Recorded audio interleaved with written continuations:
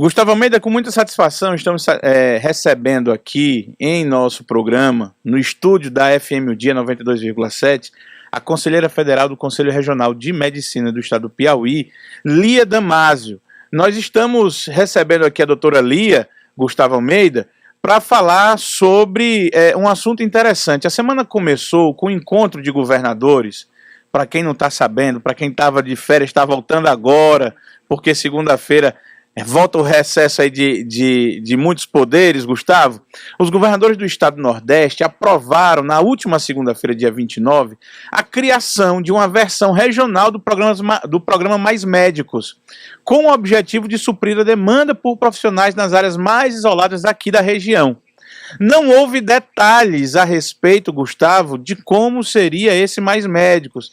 Mas saindo da reunião, alguns governadores ficaram falando, Gustavo, a respeito de revalidar 19 mil diplomas de médicos formados fora do Brasil. Falaram de ativar parcerias com consórcios, com organizações sociais, enfim, não há muito detalhes sobre isso.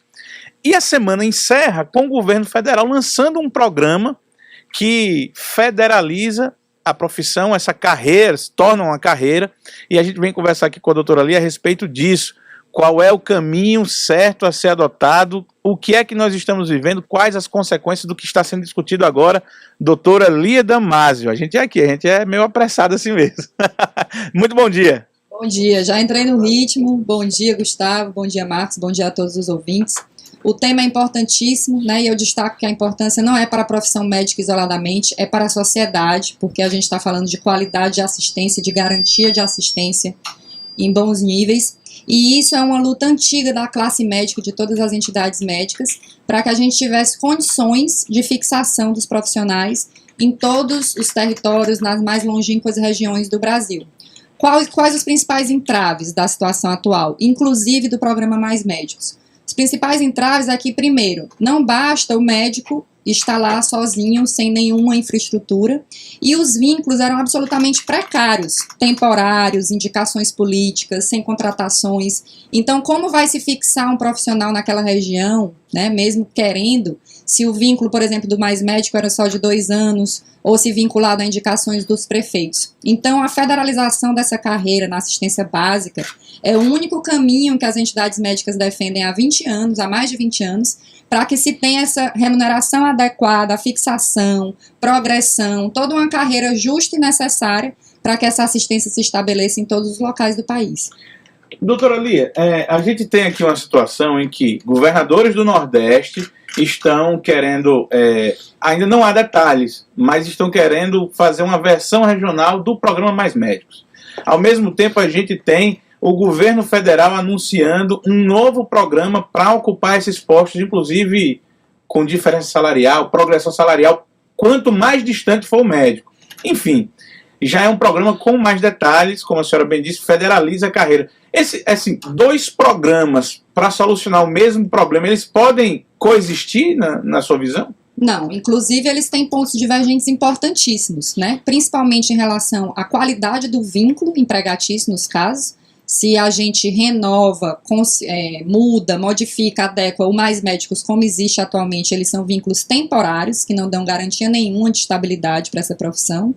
E segundo, o que é preconizado aí pela proposta dos governadores, uma flexibilização intensa do processo de revalidamento de diplomas. E nós somos totalmente contra isso dentro dos conselhos, em defesa da classe médica, da boa medicina e da sociedade em primeira e última instância, porque se a gente flexibiliza a revalidação dos diplomas, a gente expõe a qualidades duvidosas, a formações duvidosas. Nós não somos contra nenhuma revalidação, mas defendemos que o revalida nos moldes atuais, que consiste em avaliação de documentos, uma prova teórica, uma prova prática, aplicada pelo Ministério da Educação, seja um único caminho para a revalidação de diplomas obtidos no exterior, tanto para médicos brasileiros como para médicos estrangeiros, e que tenha a participação, que tenha encaminhado a passos largos do Conselho Federal de Medicina nessa avaliação. Esse sendo o único caminho, a gente dá a garantia da assistência à população. Então, nesse programa que se anunciou, né, com poucos detalhes, como você falou, não fica claro para que se acabe com essa precarização dos vínculos e da fixação, né, que não seja de indicações políticas ou contratações temporárias, e a flexibilização do Revalida também não é bem vista com esses objetivos de preservar a qualidade da assistência. Então, o programa apresentado pelo governo federal, ele coaduna com os anseios da classe médica há muitos anos, foi bem conversado, o ministro chamou as entidades, há uma reconvocação das entidades médicas na participação da elaboração dos planos de governo atualmente, a gente comemora esse momento político, né, sem vieses partidários nenhuns, mas assim, defendendo o que são os nossos ideais, e introduz o Revalida como o único método de obter esses diplomas, e a carreira federal. Por que carreira federal? Por muitos anos, Marcos, nós falamos em querer uma carreira de Estado, uma carreira à semelhança do judiciário. Mas nesses últimos entendimentos dentro do Ministério, está se defendendo que se fosse essa carreira de Estado, a gente ia ter algumas limitações. Por exemplo, dedicação exclusiva, maior dificuldade de mobilidade, dificuldade de implementar esses adicionais por distância, né, por insalubridade, por terras longínquas. E sendo um modelo de carreira federal para essa assistência básica inicialmente, nós também defendemos para as especialidades e para toda a assistência, nós conseguimos esses anseios com mais facilidade. E é isso que está sendo defendido. Gustavo Almeida, você tem pergunta para a doutora Lia, Gustavo? Doutora Lia, a minha pergunta é com relação a um assunto que repercutiu muito aqui no Piauí há cerca de 10 dias, inclusive foi destaque no Política Dinâmica. Nós tivemos uma situação lá no município de São Raimundo Nonato, onde algumas gestantes em trabalho de parto, depois de passarem um dia inteiro no hospital, muitas horas em trabalho de parto, foram transferidas para a cidade de Floriano, 280 quilômetros de distância, dentro de táxi, em um colchão improvisado dentro de táxi. E na unidade não havia profissionais anestesistas. Naquela ocasião, a direção do hospital disse que, embora essas gestantes, após horas em trabalho de parto, serem transferidas em colchões improvisados dentro de táxi, todos os protocolos técnicos e de segurança para essa transferência haviam sido obedecidos. É possível, nessas circunstâncias aí, esses protocolos terem sido obedecidos? Claro que não, né, Gustavo? Claro que e isso é emblemático em relação ao grande problema da assistência médica no Brasil, né? Isso prova uma coisa simples, não basta um único médico qualificado num local, né? Nem que ele seja o melhor médico do mundo, com um estetoscópio no pescoço, sem infraestrutura, sem respeito à dignidade da pessoa humana, sem uma estrutura governamental de assistência à saúde pública e até privada, viu, Gustavo? Porque isso também acontece no setor privado. Não adianta de nada. Então, nós estamos falando aqui de respeito aos bens mais caros da sociedade, a vida, a dignidade, a saúde. E aí isso é um exemplo emblemático do que acontece fortemente, infelizmente, no Piauí, em todas as cidades, nós visitamos várias cidades, e esse anseio, os médicos, né, 99,99%, eu não vou falar que não existem maus profissionais, não se formam para isso, para passar essa frustração de não conseguir oferecer a sua medicina aos pacientes na hora em que eles precisam. Nós passamos por limitações estruturais, de recursos humanos, de alocação séria dos recursos financeiros, que não permite a assistência que nós aprendemos e que nós sonhamos a dar aos pacientes e à sociedade. É claro que numa transferência desse tipo não foi possível obedecer a protocolo, mas é claro também que a responsabilidade aí não é dos profissionais na ponta, o médico, o enfermeiro, o assistente de enfermagem, o técnico de enfermagem. O que está faltando aí? Ambulância, anestesista, carreira, fixação dos médicos, né, e de todos os profissionais do interior, estrutura nos hospitais, medicamentos. Então, assim, nós estamos falando de uma crise grave. E essa história da carreira é um dos caminhos necessários, temos muitas coisas para melhorar, e é claro que isso é emblemático do que uma coisa que a gente vive repetindo e é pura verdade. Não faltam médicos no Brasil. Nós temos atualmente uma previsão de 475 mil médicos, o que dá a proporção adequada de acordo com a Organização Mundial de Saúde. Só que eles estão, como a população e como a assistência, mal distribuídos, passando, inclusive, por essas dificuldades de fixação. Como que você vai, quantos colegas, né, quantos amigos deixam de atender em hospitais, às vezes, do interior, ou aqui de Teresina mesmo, por falta de condições, porque não conseguem exercer a medicina que eles almejam oferecer. Então, é um exemplo triste, mas muito verdadeiro, do tanto que é necessário da gente avançar na assistência à saúde no nosso país. E a gente vê, pelo menos, que ter como fixar os profissionais, né, de todas as áreas, ter como investir seriamente, porque tem um planejamento de alocação dos recursos dos mais médicos, garantir a revalidação do diploma de forma séria e responsável. Pelo menos a gente vê uma luz aí no fim de um túnel que vem sendo muito escuro de dilapidação da assistência médica no país nos últimos anos. A gente vê também aqui, não sei se o caso é exclusivo do interior do Piauí, doutora Lia, mas a gente vê muitas vezes estruturas públicas sendo substituídas por algum tipo de parceria com estruturas privadas, com aqui tem uma mania de policlínica. O município não tem o hospital foi fechado, mas tem uma policlínica do filho, do cunhado do deputado, do prefeito, que faz esse serviço num convênio. É um negócio estranho. Aí a gente tem uma reforma administrativa no governo do estado, que vai lá e diz assim, vamos resolver esse problema da saúde.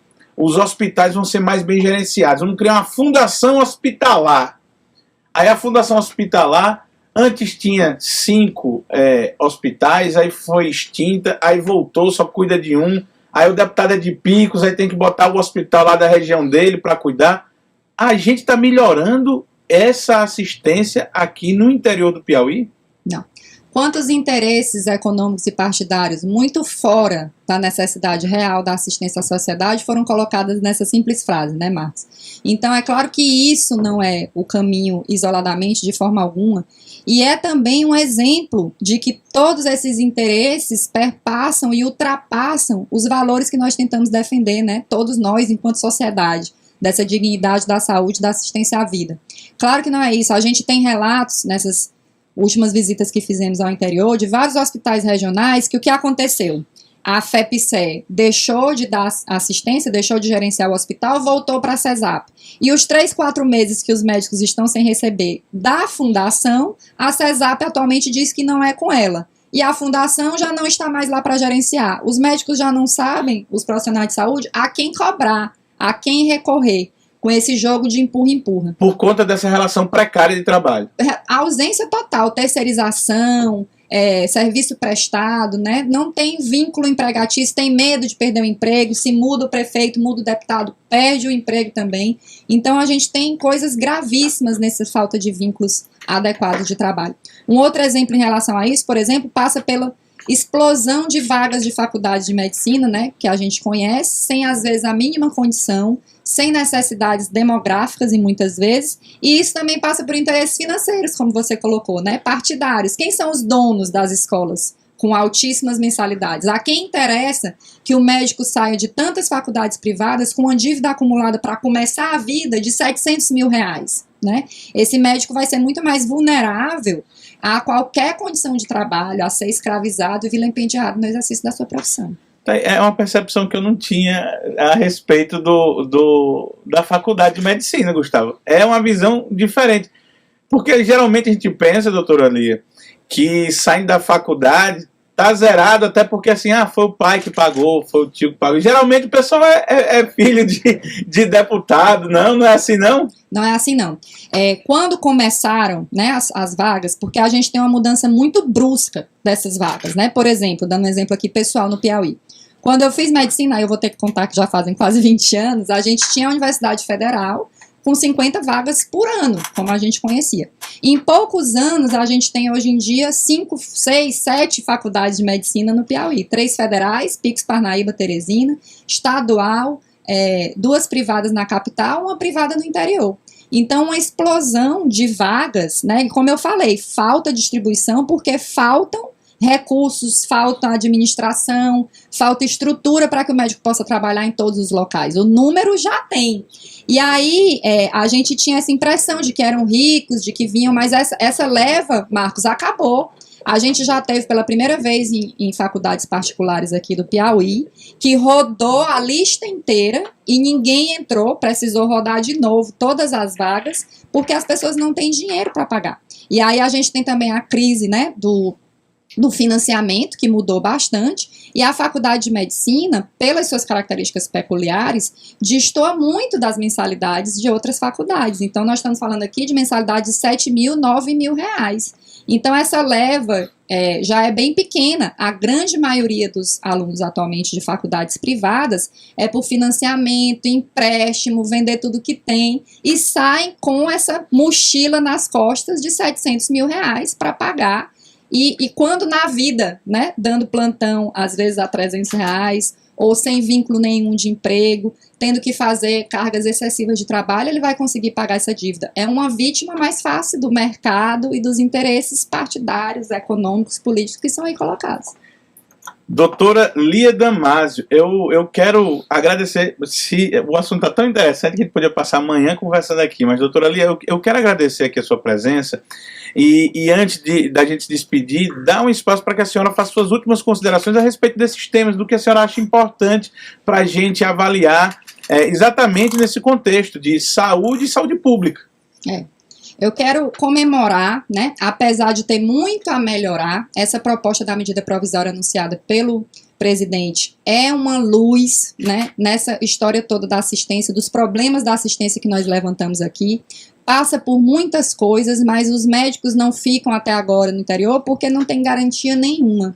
Então, a carreira federal é um sonho da classe médica há muito tempo almejado, é um dos caminhos, né, como eu falei, tem muito da infraestrutura, mas é um motivo de comemoração, um dia histórico na medicina brasileira, uma conquista de todos os médicos e principalmente da sociedade, porque ali vai ser aquele emprego daquele médico, né, uma garantia que ele pode ali fazer outras coisas, o seu consultório, e não vai ser expulso ou não pago daqui a 1 ano, 2 anos, quando mudar o prefeito. Então é um momento mesmo de alegria e depois de muitos anos de muito apanhar, digamos assim, de ser expulso das instituições. Outra coisa que eu quero destacar é que nesse contexto revalida como a única forma legal, né, nós defendemos que um projeto de lei que há em andamento do senador Paulo Davim, do Rio Grande do Norte, o 4067 de 2015, seja edificado a lei, para que seja a única forma. Para você ter uma ideia, o último revalida foi em 2017, não tem uma periodicidade correta, teve medidas judiciais, porque ele não tem o marco legal, então tem essa necessidade. E que ele seja conduzido junto com o Conselho Federal de Medicina, que é a autarquia naturalmente responsável pelos preceitos éticos do exercício profissional no Brasil. E por último, dizer que essa carreira é um caminho inicial, que a gente tem a comemorar, mas que a gente não pode parar nunca, enquanto sociedade, de lutar e de cobrar por todas essas outras necessidades que a gente tem para uma assistência digna à população, que é estrutura, equipe multiprofissional, fixação de vários outros médicos, problemas de especialidades, qualidade dos hospitais, qualidade da remuneração de todos os que trabalham e pelo menos os recursos mínimos. Doutora Lia Damasio, muito obrigado pela sua participação.